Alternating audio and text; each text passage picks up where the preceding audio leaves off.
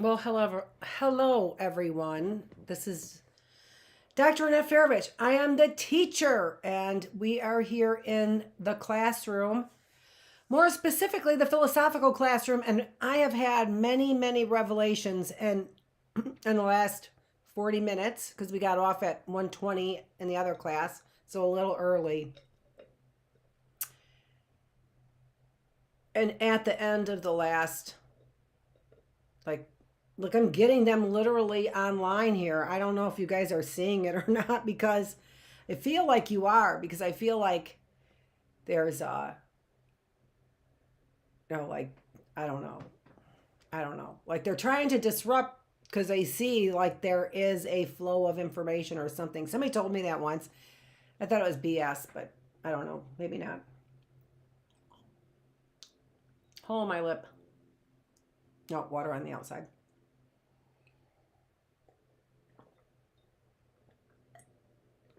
Okay.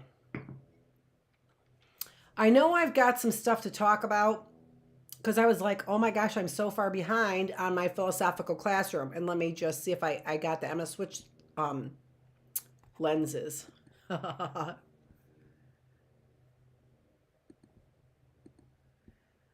So I do have some magic of camera. I do have some skills. Girls only like guys with skills. So I don't know why I went this way. Just because.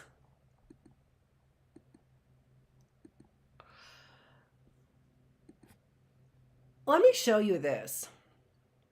That's an itch on the side of my nose here. I have dry skin. I get dry skin right there. Because I know what people think. I do. I know what you all think. That's what you're afraid of.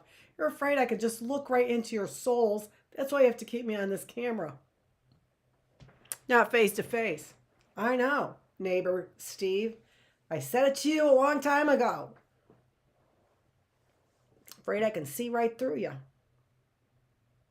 Because I can.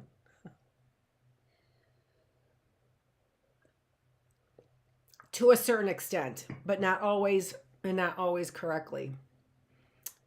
And we're not going to talk about that. We can, but what the idea here was that there actually are. We talked about Robbers Cave. I think all these guys look alike. Not Stephen Meyer doesn't look like these guys, but this is Discovery Institute that I know has something to do with all of this. On a larger scale, but on a smaller scale is what I'm worried about right now. And so I realized that there was a lot of slides. So there's these other slides. Whoops, I went too fast. That we haven't gone through. That's about propaganda and where did propaganda come from, and some of the things that so some of the results of propaganda. So what I'm going to do right now, because I just have got something else that's pressing, and I'm going to tell you why in a minute. So what I'm going to do for you is I'm going to go through these slides rather quickly. And I'm going to go through all the ones that we have missed, just all rather quickly. So this is another example, Sharif's autokinetic effect. And so I don't know, this is Muzaffar Sharif, and again, so 1936.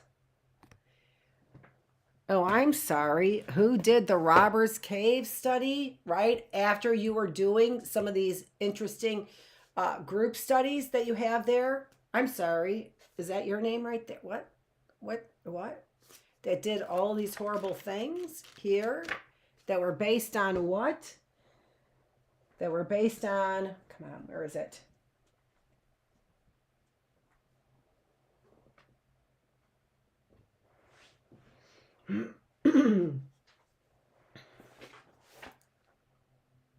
Communist ideas? Is that what you were doing? So here, Sharif over here. And if you recall, there was an earlier study, which I vaguely remember and knew about and learned about at Wayne State. That was the predecessor to this. It sounds to me like they burned that down, and that may be something that has to do with the flying saucers over there in New Mexico. I don't know, because it was right around the same time is what we're talking about. This is 1961. This is 1956. So based on communist tactics that were being used on our POWs, right? And this, we just saw, is 1936. All right, Sharif, seriously? Again, where's, oh, I'm gonna get that picture. Again.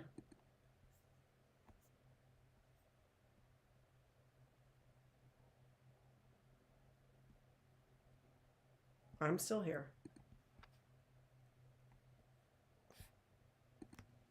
Again with your Simon Bar sinisterness. Oh my gosh. Oh my gosh. And didn't you know that she would be coming in riding what? A white horse? Not yet. It's coming. Oh, this is Allie's book. I love it. If you want to just like get a deep dive out of the Simon Bar Sinister land, look at Allie's book. Hyperbole and a half. Hyperbole is like, darn it! That's hyperbole. Like expressions over the top, right? That's hyperbole. Expressions over the top. Really good. Really good. And might I say, I'm just so loving the illustrations. Both the one with great skill, thinking this is Allie, and the one not so much, thinking this is Scott.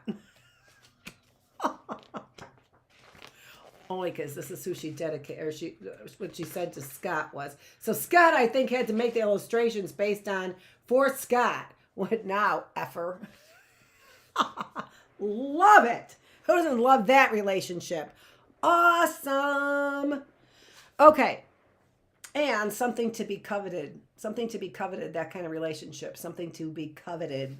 Look it up. Is this the book I was looking for before? It was. Maybe. No, I was looking for the Pentateuch before. Okay, so there's a lot of things that are really bothering me, and I thought that I would I was like, well, I have a lot of slides that I haven't, or PowerPoint slides, yeah, whatever, that I haven't gotten to, and so I'll do that, and that will distract me from all of these revelations that I keep having.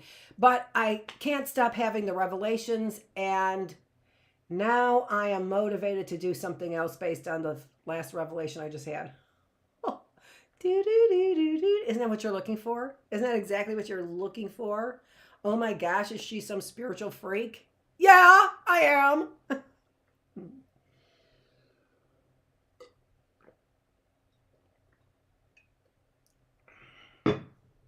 But back to Dan. I never had a good feeling about you. But then that's not true. That's not true, because that feeling, that good feeling, actually made me think about why. Back to our spiritual classroom. The third person in my triune is a good person. So all things work out for good for those who love and are called to his plan. Love God and are called to his plan, right? And so I've been getting a lot of messages from people who are right, like on the road. So noticeable on the road, and just from their license plates, whatever. I know it sounds weird, and it doesn't even matter to me that you think it sounds weird. It doesn't even matter, because, whatever. I know what I'm saying is true. But on the back of a window, there was it said,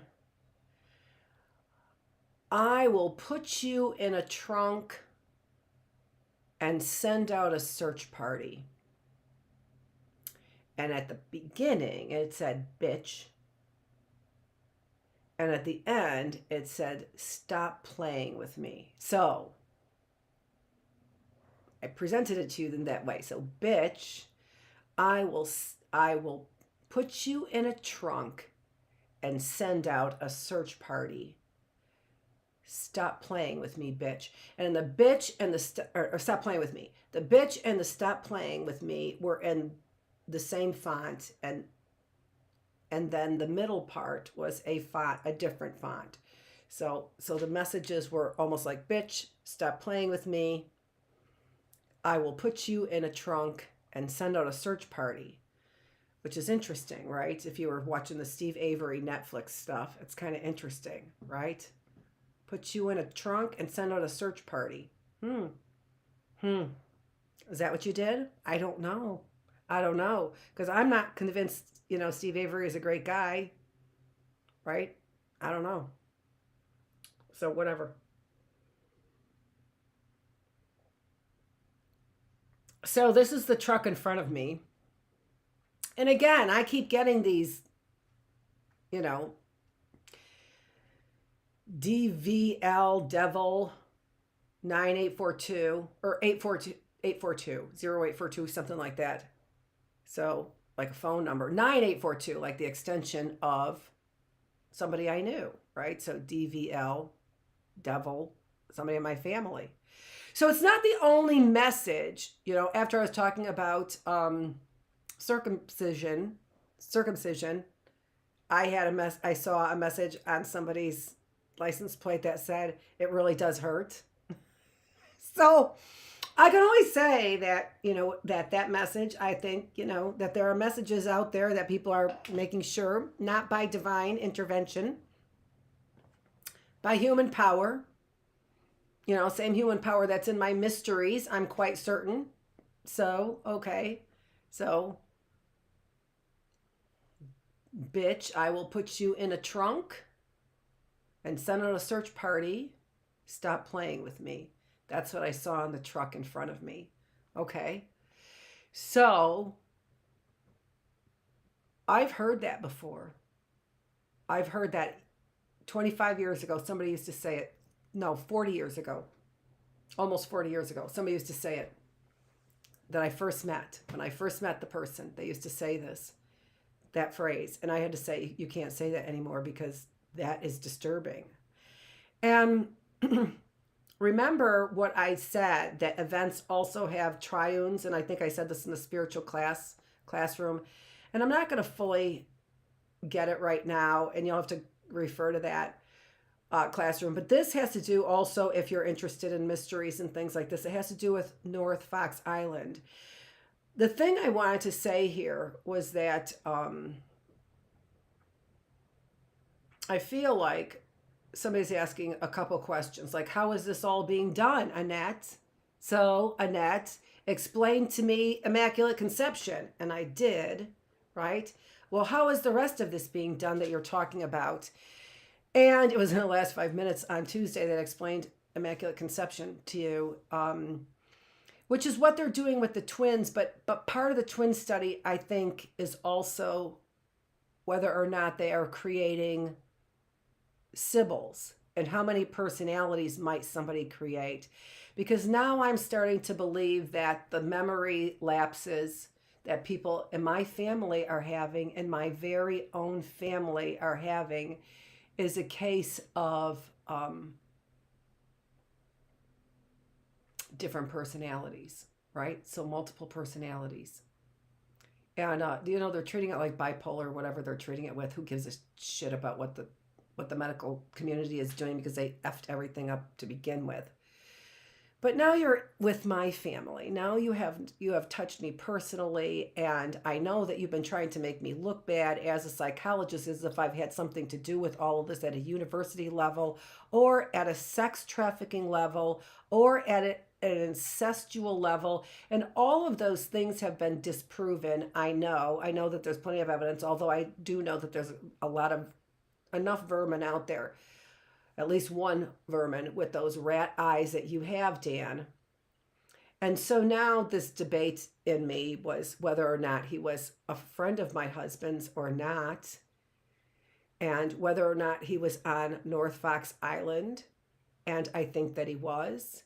And I think that, again, what I said was that this was a predecessor. So looking at that, and there was a predecessor to this as well. So studies on this, the beginning studies of real eugenics here in the United States of America, using poor people like me and like my family, and then dividing up. So how do they do it? Well, the medical community for a long time, as long as they have known that the XX chromosome are sex gametes, is what we call them, gametes, as in game, are sex gametes. How about that effing truth?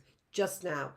Sex games, gametes, you fuckers, you fuckers, you fuckers, you fuckers.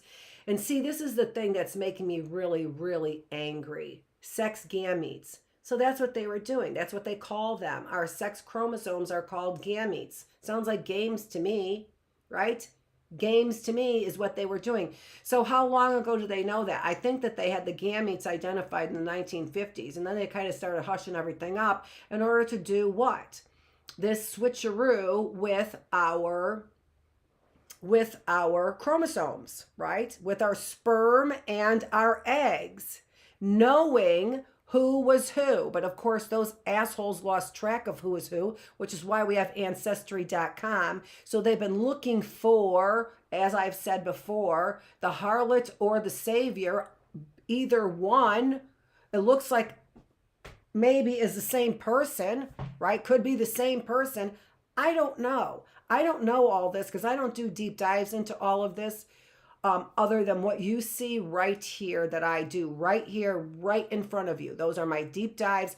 And you can see that they come, so a lot of this comes to me right here. But so if there's the capability of, so I kind of said it confusing yesterday in our spiritual classroom. So I said it confusing, but let's say that we could keep track of, so the zygote. What's a zygote? The zygote is the first cell, right? When a sperm and an egg, the woman's ovum, come together, they make a zygote. So the first living cell of the human being. Well, let's say that I could manipulate the sperm from an area, which I clearly could, right? Which I clearly could, and the ovum from an area, from a person, and then the ovum from a person, which I clearly could, to make a zygote, right? And then I chose how to implant that zygote into human beings. So theoretically, a mother could deliver her father. Theoretically, right? So I'm not going to go into all that. I worked it out in my head. But as long as I have a zygote and I've identified that zygote as having these two parents, I could implant that into anyone, right? At any time, earlier, later, whatever, right? I don't know to what extent, but it does seem like there is,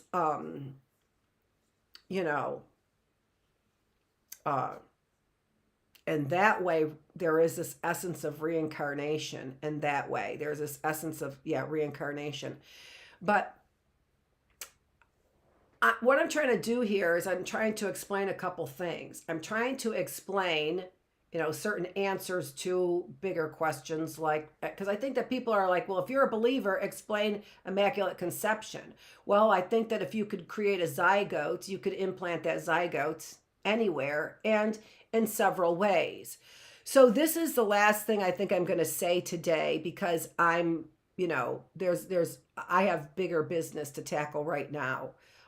Because of the things and the thoughts that I have. And so the timing thing right now for me isn't that big of a deal, as much as it is to kind of a little bit take the time to confront specifically Dan. And so, okay, so lots of Dans around there, around here, whatever. You know who I'm talking about if you're listening at all. And if you're not, too bad, so sad. But this is what I want to say. So, some people know, and I just figured it out within the last, few weeks or so, that my husband likely couldn't have kids. So, how did Annette get pregnant? Well, and so that's what I think was the pressure bearing down on my husband, is that other people found out who he was, and I think that he was abused, and I think that that's the reason why, and people knew he was abused and knew that he could not have kids. So how did Annette have kids with him then? And so the assumption was that Annette must have had kids in the normal way, and so her two sons were the offspring of her infidelities. And they are not. They are the offspring of the third person in my triune. That's who they are. They're the offspring of the third person in my triune, who gave my husband his dream to have a normal family and have a wife who didn't think that he was less than normal. I know who I married. I met him when I was in, I think it was 8th grade. Probably 8th grade I met him. And he told me in 8th grade, and I figured that out in 8th grade when I met him. He told me what had happened to him. And I was so distraught. I told him I could never meet your dad and not confront him. So he disappeared. And I never saw him again until he came into my life as Stuart, which was many years later. It was because at that time, again, I was at 8th grade. And so he didn't come into my life until I met him when I was 19. And in hindsight, I just want everyone to know, you don't know who that other person was. Some of you do know who that person was that I met when I was in 8th grade. But when I figured it out, the most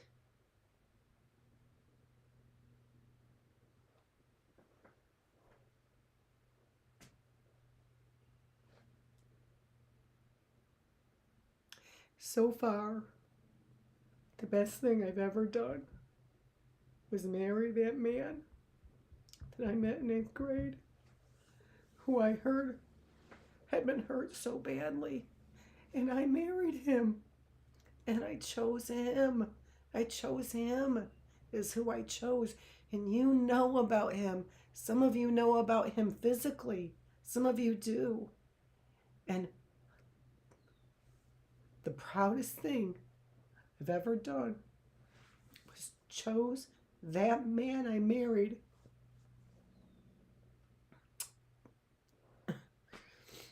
I don't know. I got that I fell in love with when I was in 8th grade in that way, and he didn't want to be, loved by somebody who felt sorry for him. But how many years later, I don't know how old you are in 8th grade, but I met him when I was 19. So, how many years later I met him and fell in love with him and married him. And that, finding out I married that man that I met in 8th grade, the best thing I ever did. The best thing I ever did. And now I'm going to find you, Dan, because I think that you had something to do with my husband's poor spirit. I think that you did. And you could have said something different. You could have done something different. Okay, so I am going to take a little break. What time did we start? Yeah. So I did the hour, didn't I? I did the hour. Just about. That's just half an hour. Okay. I'm going to come back in probably 15 minutes and do our reading room, because I'm done here today for this class. And, But I do want to do the reading room because I want to see what happens in our story that we are reading, our Goosebumps story. So reading room is coming up in about 20 minutes. I'll do this at 2:45. So we're going to see what happens in the next 2 chapters on Be Careful What You Wish For. Dan. I'll be back. Thanks.